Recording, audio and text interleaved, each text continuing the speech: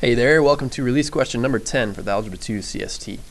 We've got a long division problem here. I'm going to move this over here so I have a little more space for this one. And I'm just going to make a copy of this on this same page. Right? Okay, now there we go. I'll do that and paste it right there. Okay, because I'm going to need some work beneath this to be able to work this out. And so how do we tackle something like this? Well, take a look at this. We're just saying this polynomial, all these terms here are getting divided by this binomial. And so first of all, we're trying to figure out, well, how many times would 2x go into 2x to the fourth to make this cancel out, basically. So if we divide 2x to the fourth by 2x plus 7, we'll just focus on this part right now, the 2x to the fourth and the 2x.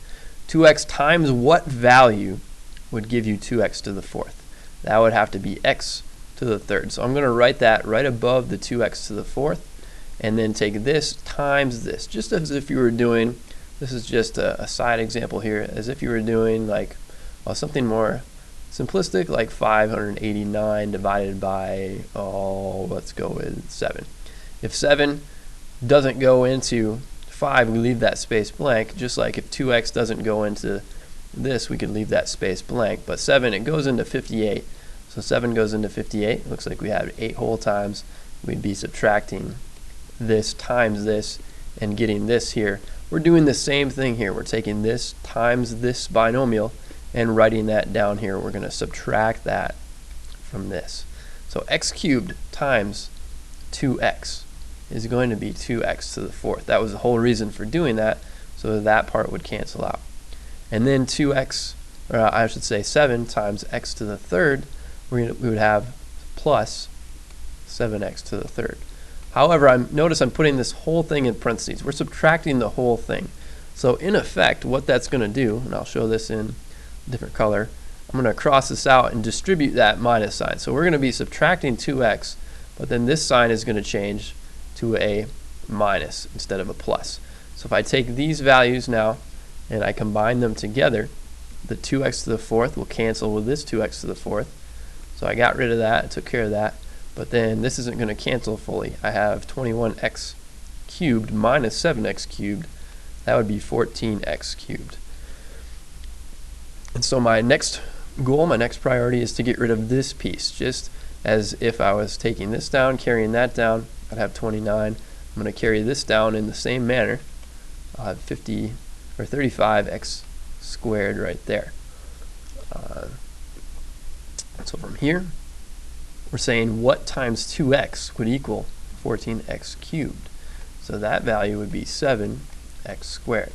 So I'm going to take this now, 7x squared, just as I would be taking 7 into 29, that would be 4 whole times. So take 4 times 7, you'd have a 28 right there. Alright, so I've got a 1 left over. Let's see what happens here. So 7x squared times this whole thing. 7x squared times 2x would be 14x cubed, just like I wanted it to be. Remember though, we're subtracting this whole thing. And then 7x squared times 7, looks like we'd be taking that, it would be 49x squared. However, just like before, think of distributing that negative. That would go away and make that negative and make this negative as well. And so let's put those things together. This would cancel, and you'd be left with, looks like negative 14x squared. So I'm going to go a little bit faster through the rest of this here. But the same idea keeps applying. So here I didn't finish, so I would add a 0.0 and keep going from there. Add a decimal. We're not going to have decimals with the polynomials here. But we may have a remainder in the end. This extra part here is kind of like our remainder part in the end. So it looks like so far I can eliminate choice B. It's not going to be that one. And it looks like I can also eliminate choice C. So between A and D, it's going to be one of these two based on what I have so far. So I want to finish that up. 37x, there we go. And let's see what we got. We've got 2x times what value would give you negative 14x squared. We want to get the exact same thing as what I have right there. So this would have to be a minus 7x, because negative 7x times 2x would be negative 14x squared. Remember though, we'll be subtracting these things. So it's negative 7x times positive 7, that's a negative 49x. However, the minus sign on the outside will change these both to pluses when I distribute that through there. Combining these together, that'll cancel right there and there. You'll be left with 12x right there. And then you still have the 46 down here. So I'm going to carry that down. And we're just about there. So we just have 2x times what value will give you 12x? That would be a positive 6. So 6 and then times 2x would be 12. Remember, we're going to be subtracting this again. 6 times 7 would be 42.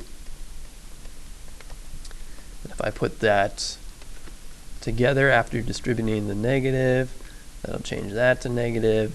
These would cancel. You're left with a 4 right there.